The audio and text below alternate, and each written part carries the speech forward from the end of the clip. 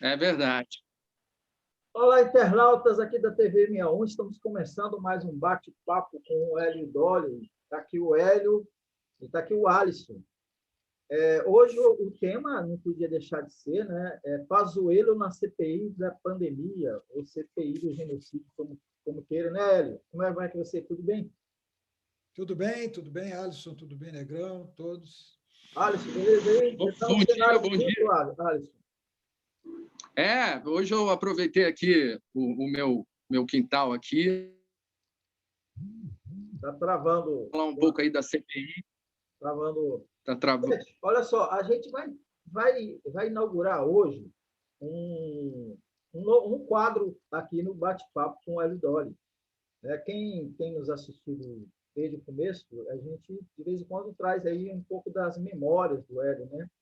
Ele teve uma boa repercussão quando ele participou daquela reunião em 78, que a ditadura não queria permitir que ocorresse, e o Hélio acabou contribuindo para que ocorresse. Ele também era dirigente sindicalista, né? Pertencia à FENAGE, a Federação Nacional de Jornalistas.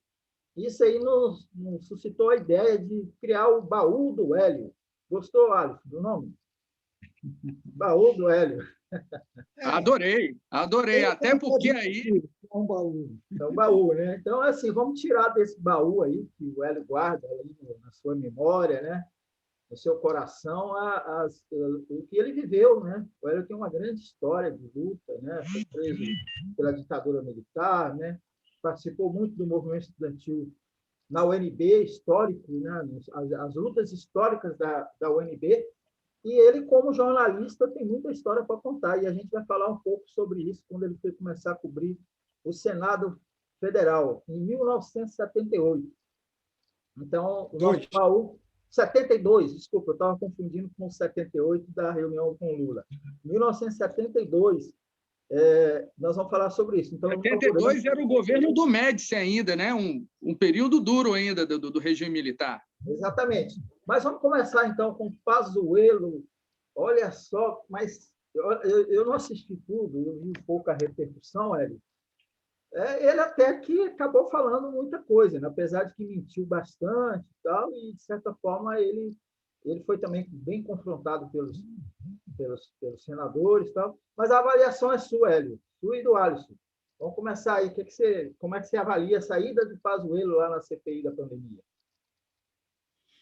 Olha, eu acho que ele foi muito bem treinado, né? Ele foi muito bem preparado para ir com um objetivo principal, que é ainda preservar o Bolsonaro, preservar o presidente Bolsonaro, não deixar que a responsabilidade pelos erros cometidos durante o combate à pandemia fossem direto no presidente. Então, em função disso, ele criou, naturalmente criaram para ele, os que o prepararam para a CPI, ele desenvolveu todo um raciocínio para livrar o Bolsonaro. Mas só que nisso ele caiu em várias mentiras e várias contradições, porque as coisas estão aí, estão gravadas, estão impressas. Então, não dá para você negar o óbvio. E algumas desculpas dele foram assim, muito simplórias. Aliás, uma palavra que ele usou lá, simplória, foram muito simplórias, como aquela de dizer: não, o Bolsonaro disse que quem manda era ele, que não iria comprar vacina. Mas ele não me mandou não comprar vacina, porque eu só recebo ordem direta ou por escrito, não recebo ordem pelas redes sociais. Ora, ninguém vai acreditar nisso. Ninguém vai acreditar que o Bolsonaro falou aquilo e não disse para ele que não queria comprar a Coronavac. Tanto é que eles adiaram a compra da Coronavac. Então, são mentiras, muito às vezes, que são facilmente derrubadas. Eu acho que o Renan não se preparou bem. Acho que o Renan chegou lá com um roteirão preparado para ele, e acho que ele achava que o Pazuello não iria responder. Então, ele foi mecanicamente fazendo as perguntas e sem atentar para contestar as respostas do Pazuello. Então, ele deixava o Pazuello mentir e falar à vontade. Depois é que, aliás, o adiamento para hoje beneficiou os senadores, porque porque agora eles estão mais preparados, eles já puderam ontem rever os vídeos, rever as falas, rever as mancadas que, eventualmente, o Renan deu ontem, e hoje eu acho que vai ser diferente. Já começou, não sei como é que está lá, mas eu acho que o Pazuello foi bem preparado. O negócio do Pazuello ali é defender, tirar a culpa e defender o Bolsonaro. E o ridículo da noite, da tarde, vou terminar, ficou só no missão cumprida. Um cara falar que a missão foi cumprida na situação que nós temos hoje, realmente é um sem noção, né? Hélio, falando sobre o Renan, eu também vi alguns fragmentos. Tem uma hora que o Renan pergunta sobre a tratativa com uma das fabricantes, né? E aí o Pazuello responde que, enquanto ministro da Saúde, ele disse que deixava para a parte técnica dele, não é? Para a parte técnica ir decidir, então, que ele não tinha conhecimento disso. Mas creio eu, você como gestor que já foi, né? E creio eu que você e ele como general não tem essa desculpa. Foi o pessoal do administrativo que vacilou. Não, a assinatura que vale é a dele. Então é responsabilidade dele, né? E chega uma hora que o Renan faz a pergunta, ele olha para o Renan, você devia saber disso. Aí eu te pergunto, ele, enquanto ministro da Saúde, assinando, ele não tem total responsabilidade sobre qualquer funcionário que fizesse tratativas e que ele, quando assina, ele assume essa responsabilidade? Será que ele não tem conhecimento disso ou eu estou errado? Não, você está certo. Ele jogou, sabe, Arte? Foi a jogada dele. O que ele quis dizer, e aí até ele pode estar certo nisso aí, só que ele quis enganar. Ele quis dizer o seguinte: ele recebe os dirigentes dos laboratórios, conversa, mas não é ele que negocia. A negociação é aquilo, o preço é esse, baixa para aqui, mas qual a quantidade? Aumenta a quantidade. E o frete? Como é que vai ser o frete? Você paga, eu pago, divide. Essa negociação, realmente, o ministro geralmente não participa desse tipo de negociação. São outros servidores, até mais acostumados a isso, que fazem a negociação. Mas é claro que o ministro é informado dessa negociação, ele acompanha passo a passo. Os servidores que fazem a negociação, seja secretário adjunto, seja quem for, informam o ministro. Ministro, hoje foi assim, assim, assim. Olha, nós conseguimos chegar no preço tal. Olha, nós conseguimos melhorar tal cláusula. Olha, eles estão duros nesse aspecto. É óbvio que o ministro recebe a informação. Como eu, se fosse secretário, como já fui, eu não participaria diretamente da discussão de preço tal de um contrato, mas eu teria que ser informado sobre ele. E aí você está certíssimo. O responsável é ele. O responsável não é o subalterno que negocia, o responsável é quem assina e quem aprova. Você fala, o contrato é assinado pelo secretário, não sei o que tal, mas é óbvio que o ministro aprovou. Então, ele quis jogar, ele quis fazer jogada, e ele é metido a inteligente, ele não é, ele é burro, mas ele é metido a inteligente. Aí é que ele quis dar uma espicaçada no Renan. Tipo, senador, o senhor devia saber disso. Tal. Só que ele ontem não conseguiu sucesso nisso. Né? Então, ele joga muito com esse treinamento que ele teve. Entendeu? Ele teve um treinamento para fazer isso. E ele ontem jogou muito com esse treinamento. Agora, teve hora que ele se enrolou até a ponto do advogado da União, coitado do cara que tem que assessorar o Pazuello, o advogado da União tentou interferir, tentou colocá-lo em silêncio e tal, porque viu que ele estava se complicando. O advogado viu que ele estava se complicando. Né? Tanto é que até uma hora o presidente da CPI chama a atenção do advogado, o senhor não pode falar. Né? O senhor não pode falar, o senhor pode aconselhar seu cliente, mas não pode falar. Ele se deu muito mal. Eu acho que o Pazuello, apesar do Renan não ter tido o brilhantismo que poderia ter, porque as condições todas eram favoráveis a ele, o Pazuello se saiu mal ontem e eu desconfio que vai sair pior hoje.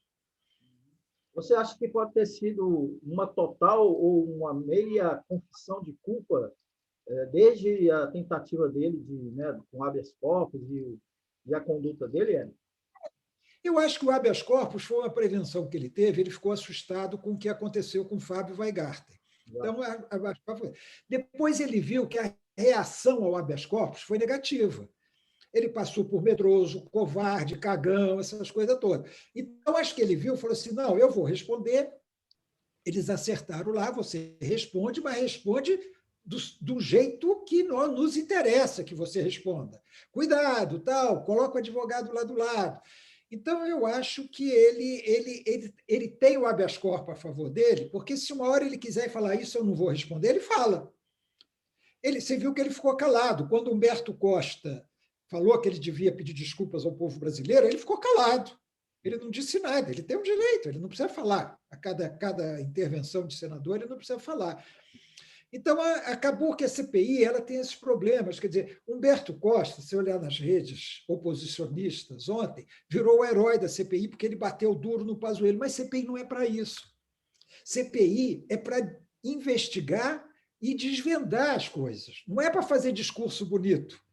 Então, tudo bem, diante das medidas do Pazuello, aí Humberto Costa fez um discurso, não fez pergunta nenhuma, fez um discurso político que caberia mais no plenário do que numa CPI, porque CPI não é palanque, eu falo isso toda vez. Ela acaba sendo, mas não é para ser palanque. E os senadores não contribuem nada fazendo da CPI um palanque. Eles têm que investigar inteligência para perguntar, inteligência para contestar as respostas mal dadas, as mentiras, inteligência para investigar, inteligência para descobrir. É isso que CPI precisa, não é de retórica, não é de discurso bonito, não é de grito, não é de histeria. E alguns, infelizmente, caem nisso. Hélio, e a posição do Randolph? Eu já ouvi alguns comentários de que ele tem agido meio que timidamente, digamos assim. Você acha que ele está sendo mais técnico, né, com base nisso que você falou? O que você acha da participação dele ali, inquirindo as pessoas que estão ali participando, sendo ouvidas na CPI? Olha, eu não sei o que ele está pensando, o que ele está fazendo, mas eu não o critico pela postura que ele está tendo. Eu acho que quem está perguntando bem é o Randolph e o Alessandro Vieira. O Contarato, quando vai, também foca na pergunta, foca na questão importante, sem fazer muita retórica, sem ficar fazendo discurso para o público, aproveitando que as TVs, não só a TV Senado, como os canais de notícias, estão dando direto à CPI. Eu acho que isso é ruim para a CPI e é ruim para o Senado. Transformar a CPI em palanque. É exatamente os que não querem a CPI dizem. A CPI é palanque. Ontem mesmo aqui em Brasília, nós vimos que foi rejeitada a CPI da pandemia aqui de Brasília, apesar do enorme número de irregularidades, erros cometidos, mortos e tal. A maioria da Câmara, 12 deputados distritais e mais 4 covardes que não votaram, rejeitou. Qual foi o argumento deles? A CPI não é palanque, querem fazer palanque e tal.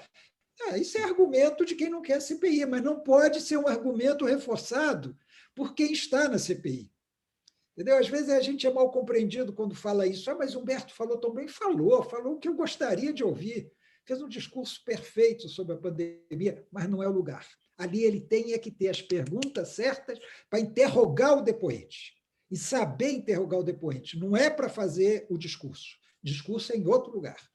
Hélio, a minha última pergunta de hoje, porque hoje eu quero ouvir as histórias do baú do Hélio, logicamente, mas fizeram memes e piadas e tal, mas eu sei que você não é da área médica, mas, enfim, o Pazuello, ele passou mal mesmo, ele disse que não passou mal, e se ele não passou mal, não teria justificativa de parar ali a CPI, adiar para hoje. E como você disse, o adiamento serviu mais aos senadores para que eles se preparem do que o próprio Pazuello.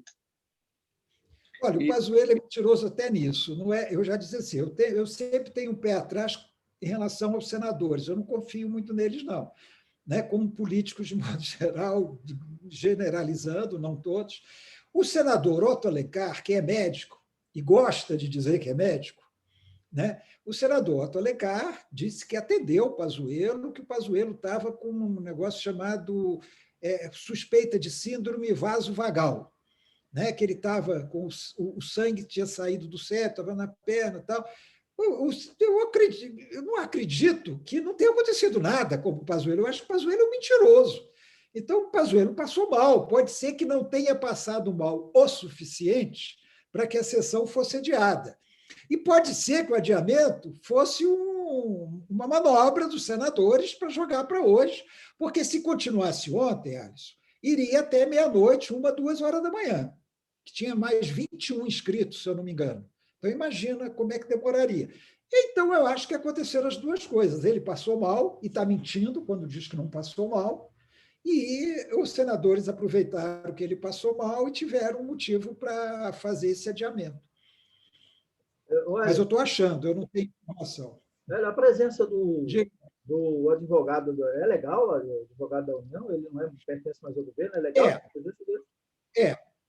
Isso é garantido, o próprio Supremo garante que sempre que você vai prestar um depoimento, você pode estar acompanhado de um advogado. Não, estou me referindo a ser o advogado da União. Isso é que eu acho. Desculpa, eu não tinha entendido sua pergunta. Ele está lá, pelo que o presidente da CPI disse, ele está lá com um advogado particular e com um advogado da União, que não tinha nada que está lá. Não tinha nada que está lá. Ele não é mais ministro. Ele está ali respondendo como ministro. Ele não está respondendo como general. Ele não está respondendo como ocupante do cargo que ele tem no Exército. Ele está ali como ex-ministro. O ex-ministro não tem por que ter assistência de advogado-geral da União. Não tem nenhuma razão para isso. Mas eles estão aceitando, eu não sei porquê, deve ter alguma firula jurídica aí que justifique isso, mas eu acho que não tem o menor sentido. Em outras palavras, a população brasileira está pagando um indivíduo para ficar ali assessorando um ex-ministro que cometeu diversos crimes, como a gente sabe. Exato. Vamos para o baú do Hélio? Tanto o Hélio quanto o Alisson têm compromissos agora, tem que sair mais cedo. Gente, a gente está inaugurando aqui no Bate-Papo com o Hélio Dório o baú do Hélio, como eu disse no início, né? O Hélio tem muita história aí, né? Muita memória importante, tanto do ponto de vista da sua luta política, lá desde como estudante da UNB, estudante de jornalismo, e depois como professor também da UNB, mas também como repórter, né? Hélio, você foi em 72, você começou o seu trabalho de repórter justamente no Senado, né? E naquela época não tinha CPI, né, como você me informa aqui. E aí você também lembra que você foi cobrir o Senado, mas você foi impedido de ir para o Itamaraty. Podia contar, assim, primeiro como você chegou lá no Senado, como é que era essa composição, né? E depois contar essa história do Itamaraty. Vamos para o baú do Hélio. Eu achei que era o caso de falar do Senado, já que a gente está falando de CPI. Na verdade, eu estava em 1971, eu fui para o jornal Estado de São Paulo. Eu comecei no Correio Brasiliense como repórter de cidade em 1970. Eu tenho baú porque eu sou antigo. E em 71 eu fui para o Estadão, cobri judiciário, cobri os tribunais. Supremo Tribunal Federal, etc. Aí fui cobrir Itamaraty, ainda em 71. Só que no Itamaraty, como eu tinha uma ficha corrida, eu pediram a minha credencial, que naquela época, para cobrir Ministério Militar, Presidência da República e Itamaraty, você tinha que ter uma credencial que passava pelos órgãos de segurança. O Itamaraty não me deu a credencial, mas eu continuei cobrindo. Eles faziam vista grossa, vamos dizer assim, o Itamaraty fazia vista grossa e eu cobria. Cheguei a viajar com o ministro, acompanhar o ministro em viagem, coisa que tinha naquela época. Mas quando teve uma viagem para a África, para 9 países africanos, eu fui barrado praticamente na porta do avião. Praticamente, não foi na porta do avião, mas foi 3, 4 horas antes do voo sair do Rio. Eu fui procurado lá no Rio pelo assessor de imprensa do Itamaraty, que era um embaixador. O embaixador falou, olha, a FAB proibiu você de viajar, porque nós íamos para a África num voo da Varig, mas dentro da África, cruzando os 9 países, seria num avião da FAB, que eu já tinha viajado em avião da FAB, mas a FAB vetou. Depois, pegando meus arquivos, tal, aqueles mesmo que a gente falou da outra vez, eu vi todo o movimento da FAB, Polícia Federal, impedindo minha viagem. Eles acompanhavam todas as viagens que eu fazia. Eles tinham registro de todas as viagens que eu fazia. Bom, então, impedido de viajar e também fui impedido de continuar cobrindo Itamaraty. O Carlos Chagas, que era o diretor do Estado de São Paulo, falou, olha, então o jeito é o seguinte, você vai cobrir Congresso, porque no Congresso não precisa de credencial. Tem credencial, mas não passa pelos órgãos de segurança. Tinha credencial também, mas não passa pelos órgãos de segurança. Tem até hoje. Não passa pelos órgãos de segurança. E eu fui justamente cobrir comissões do Senado, Olha, que era uma maneira... Só uma pergunta, desculpa aí, só uma pergunta. Será que eles ficaram com medo de você sequestrar o avião da FAB? Não, era represália. Era represália. Como eu tinha ficha, passado político, eles não sabiam que eu tinha presente político. Eles achavam que eu tinha passado político, mas eu ainda atuava.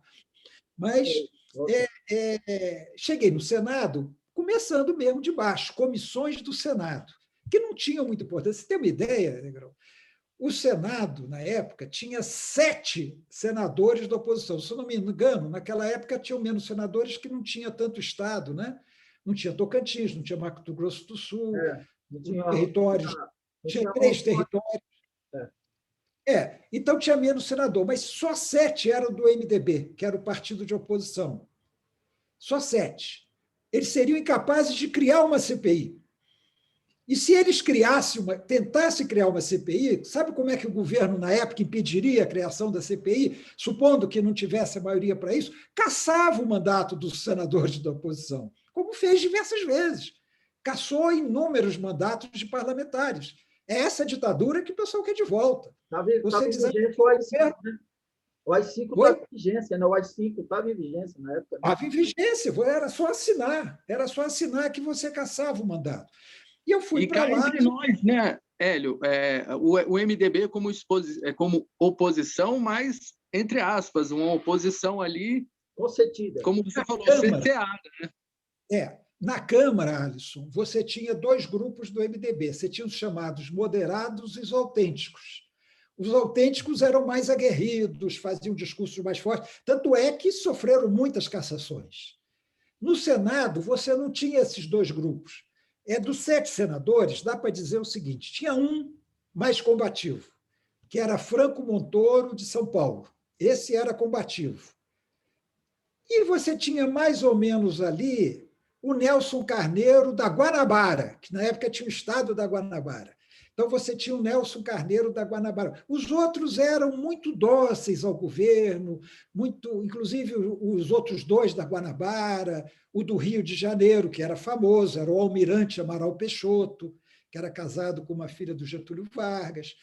Mas você tinha ali... É interessante isso. A qualidade dos senadores era muito superior à atual. Era muito superior. Não é que você fosse... Inclusive os da Arena também, né? Inclusive os senadores... Não, mesmo na Arena, ô, Negrão, na Arena você tinha Teotônio Vilela. Teotônio Vilela. Quando eu cheguei lá. E você tinha senadores que, mesmo bem defensores da ditadura, tá, eram pessoas preparadas, não é essa mediocridade que você tem hoje de um Girão, de um Rodrigo Pacheco, não era essa mediocridade. Você tinha um poder da oratória e valorizava a oratória. Sim, a gente, o Alisson, os jornalistas, eu principalmente, que queria aprender muito, eu tinha 22 anos, a gente sentava na cadeira da tribuna da imprensa para assistir os debates de Petrônio Portela, Jarbas Passarinho, Virgílio Távora, Daniel Krieger, que era da Arena, mas era uma grande figura, Daniel Krieger, né? Com Montoro, com Nelson Carneiro, às vezes até com um desses mais dóceis, tipo o Danton Jobim, da Guanabara. Mas era interessante também, viu? Então, assim, CPI nem pensar. Mas era interessante, o Brasília era outra coisa. Naquela época, os deputados e senadores moravam em Brasília. Eles moravam, tinham apartamento em Brasília, traziam a família. Então, para vocês terem uma ideia, quando eu cheguei lá e me deparei com o Senado, aquele garoto de 22 anos, aí cobri o Senado e tal, tinha lá o senador Geraldo Mesquita, que era o pai do Geraldinho Mesquita, que tinha sido meu colega de colégio e era militante de esquerda. Tinha lá o Arnon de Mello, que era pai do Fernando Collor, que foi meu colega de colégio. Tinha o Zé Lindoso, que era pai do Felipe Lindoso, que me recrutou para a Ala Vermelha, foi um dos que me recrutou para a Ala Vermelha, era dirigente nacional da Ala Vermelha, o Zé Lindoso era senador da Arena. Tinha o Clodomir Milé, que era pai de outro militante da Ala, né, da Ala Vermelha, que foi preso junto comigo, era o senador Clodomir Milé. Tinha o Catete Pinheiro, que era pai do Edward, que foi meu colega de colégio também. Então, assim, você chegava lá, que Brasília era um ovinho, e eles moravam em Brasília. Zé Sarney, eu era muito amigo da Rosiana Sarney, colega de garoto, né? Quando eu era garoto, eu era amigo da 17, 16, 18 anos.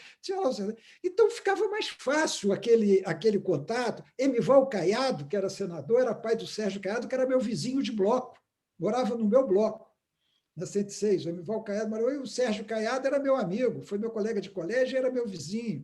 Então, você tinha todos esses ali, e tinha uma coisa engraçada, tinha o João Calmon, já que a gente está falando de Baú, o João Calmon tinha um apartamento na 109, e, por razões, porque tinha um deputado, que também era pai de um militante da Ala Vermelha, que era o deputado Pires de Saboia, do Maranhão, que era muito amigo do João Calmon, eles moravam no mesmo bloco da 109. Como o João Calmon ficava muito ausente do apartamento, tinha um quarto lá que nós aproveitamos uma época para guardar material da organização. Eu não lembro se tinha arma, se bobear tinha arma também, mas eu lembro que tinha material. E um belo dia, está lá um companheiro nosso, que já morreu, o Álvaro Lins, está lá, e o Zé Lindoso, acho que morava lá também, depois mudou, o pai do Felipe. Aí chega o João Calmon no apartamento. Imagina, chega o João Calmon e fica batendo, era no quarto de empregada que a gente guardava o material. E o Álvaro, então, correu, se trancou no quarto. E o João Calmon ficava batendo na porta, querendo que o Álvaro abrisse. O Álvaro dizia, não vou abrir, porque se abrisse, ia ser uma merda. Então, tem episódios como esse, com o senador João Calmon, que era famoso pela defesa da educação, dirigente dos Diários Associados e tal. Mas você tinha um nível no Senado. A diferença não era que todo mundo era maravilhoso, ótimo, mas essa mediocridade de hoje, inclusive, vou te dizer, assim, essa mediocridade de hoje, existia um outro mais calmo, tal, mas não tinha isso. Sabe? O presidente do Senado era Petrônio Portela, que chegou, mais tarde, chegou a ser pensado como um candidato civil da ditadura, presidente da República, já na época da abertura. O Petrônio Portela recebia muito bem os jornalistas, conversava, contava coisas, e se tornou uma fonte minha no jornalismo. Depois, quando eu fui para a Veja, alguns anos depois, Petrônio, toda semana, eu ainda era militante, hein? Ainda era militante da Ala Vermelha, mas ele não sabia, claro. Toda semana eu ia na casa do Petrônio, conversar com ele, ele me dá o quadro político tal, para fazer minha matéria na Veja. Diga. Eu queria te fazer uma pergunta que é o seguinte, assim, você falando da formação e mesmo dos que participavam do governo, aliados do governo na Arena, ou do MDB, que era supostamente a oposição naquele momento, mas o que você vê o diferencial? Era uma formação acadêmica e que permitia que essas pessoas tivessem um conhecimento da realidade brasileira, ou, de fato, eles tinham essa empatia com os problemas brasileiros e não só pensar em benefícios próprios? O que você analisa da formação dessa geração? Olha, isso a gente tem que levar cada coisa no seu tempo. É claro que o ensino, na época, era mais elitista, né? A educação era mais elitista. Então, aqueles... E a eleição do Senado também privilegiava mais aqueles que chegavam ao topo. Doutores, advogados, como hoje. A maioria do Congresso hoje é advogado. Qual é a diferença? Os advogados, naquele tempo, eram muito bem preparados. Os advogados de hoje já não dá para dizer o mesmo. Você sabe disso, você é um advogado, você sabe disso.